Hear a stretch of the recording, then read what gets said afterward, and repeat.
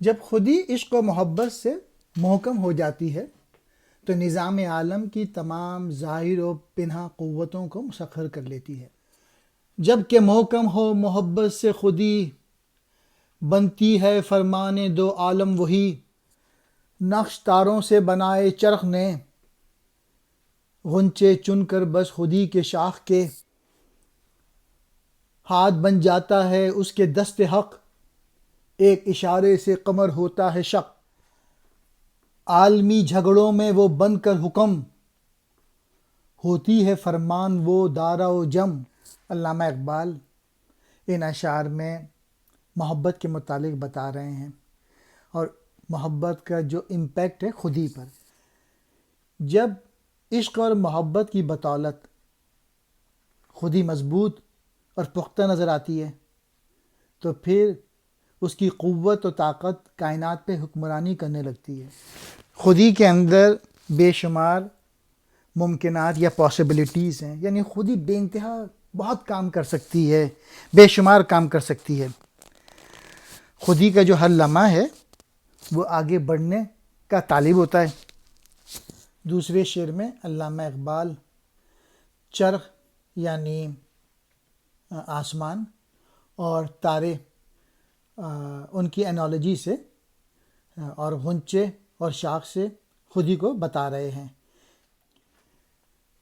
آسمان کے بزرگ نے ستاروں سے تصویریں بنائیں، رات کے وقت سارے ستارے نکل آتے ہیں، اور دراصل یہ جو ستارے نہیں ہیں بلکہ خودی کی شاخ سے کلیاں پھوٹ نکلی ہیں، یعنی آسمان کی خودی کے اندر پوشیدہ ممکنات تھے، انہیں استعمال کر کے آسمان نے ستاروں کی شکل دے دی۔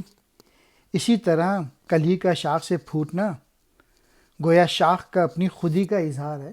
تیسرے شعر میں علامہ اقبال نے اس معجزے کی طرف ذکر کیا ہے when the moon is split، کہ حضور صلی اللہ علیہ وسلم کی انگلی سے چاند ٹکڑے ہو جاتے ہیں، کہ اس خودی کا ہاتھ خدا کا ہاتھ بن جاتا ہے اور اس کی انگلی سے چاند ٹکڑے ہو جاتے ہیں۔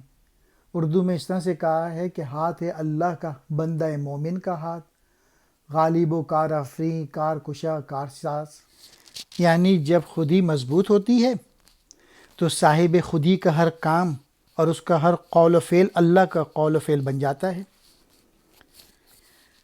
حدیث قدسی کا حوالہ ہے جس کے مطابق انسان جب اللہ کی عبادت کرتا ہے یا نفل نمازیں پڑھتا ہے تو پھر اللہ کے نزدیک ہوتا چلا جاتا ہے، تو اللہ تعالیٰ اس سے محبت کرنے لگتا ہے اور اس کے جسم کے اعضاء بن جاتا ہے جن سے انسان کام لیتا ہے۔ جب دنیا میں تنازعات ہوتے ہیں، لڑائی ہوتی ہے، جو صاحب خودی ہوتا ہے وہ ایک منصف کا کردار ادا کرتا ہے۔ دارو جمشید جیسے بڑے بڑے فرما رواں جو ہیں یعنی صاحب خودی کے حکم کے مطابق عمل کرتے ہیں۔ تنازعات کیا ہیں؟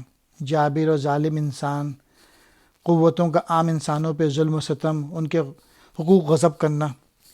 جیسے ارطغرل غازی تھا، اس نے ان سب خرابیوں کے خلاف لڑائی لڑی تھی اور تمام باطل قوتوں کو فنا کر دیا تھا، اور اس طریقے سے انسانی معاشرے میں حق و انصاف، مساوات اور انسان دوستی جیسے اوصاف پیدا ہوتے ہیں۔